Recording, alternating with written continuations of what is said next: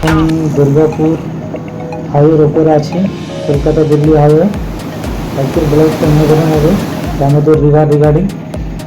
তো ব্লগটা শুরু করছি দুর্গাপুর স্টেশন থেকে। দেখুন স্টেশন, বাস স্টেশন এখান থেকে মাত্র 1.5 কিলোমিটার দুর্গাপুর ব্রিজ। খুবই সুন্দর ব্রিজ, যেটা বর্ধমান আর বাঁকুড়ার মাঝে। বাঁকুড়া বর্ধমানকে একসাথে যুক্ত করছে এই ব্রিজ। তো চলুন পুরো ব্লগটা দেখুন আপনারা, আপনাদেরকে ব্রিজটা ভালোভাবে দেখাচ্ছি।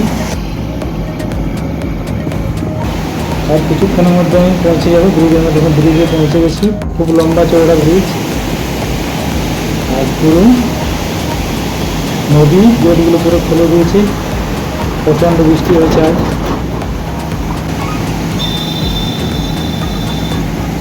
দেখতে পাচ্ছেন রাস্তার অবস্থা খুব খারাপ, তো যাতে প্রশাসন এটা ঠিক করে একটু নজর দেবেন আপনারা। অপূর্ব সুন্দর দৃশ্য, দেখুন চারদিকে এবং জলে জল হয়ে গেছে। আর আপনাদের কেমন লাগছে ব্লগটা অবশ্যই কমেন্টে জানাবেন। কোথা থেকে দেখছেন অবশ্যই মেনশন করবেন। কি অপরূপ দৃশ্য দেখুন, জলে পুরো ব্রিজের গেটগুলো খুলে দিয়েছে, দেখতে অসাধারণ লাগছে। ওই দেখুন বাসের উপরে বসে এরা দুর্গাপুরে বাঁকুড়া হয়েছে, নো সেফটি। এদের কিন্তু নিচে নামিয়ে দেওয়া অবশ্যই দরকার। দেখুন সামনে এখানে কিন্তু ট্রাফিক আছে, তাদের কোনো কিন্তু রাজ্য নিয়েছে ব্যাপার। আমরা পিছনে দেখতে পাচ্ছেন খুব সুন্দর একটা নাজারা। আর সাথে দেখুন এখানে ভুট্টা পড়ানো হচ্ছে। চলুন একটু খেয়ে টেস্ট করা যাক কীরকম লাগছে।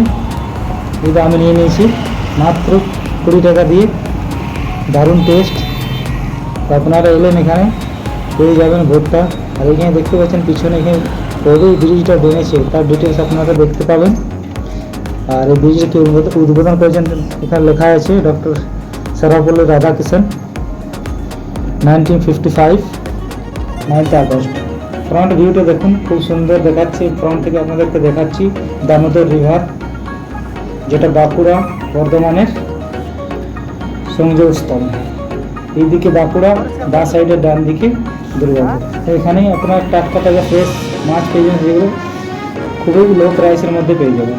মার্কেটে এটার দাম 400 থেকে 500 কিলো, এখানে আপনি 50-60 কিলো পেয়ে যাবেন। তো এখানে এলে অবশ্যই সঙ্গে মাছ নিয়ে যাবেন।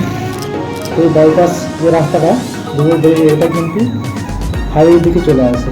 এবার এইদিকে দেখুন খুব সুন্দর মন্দির আছে এখানে, মন্দির ঘাট বা শ্মশান ঘাট যদি বলতে পারেন। এখানে অপরূপ দৃশ্য, বিকেলের দৃশ্যটা এরকম সুন্দর। এখানে আপনার এলে এরকম বারবার এখানে আসতে মনে করবেন, নিরিবিলি জায়গা, মনে শান্তি পাবে।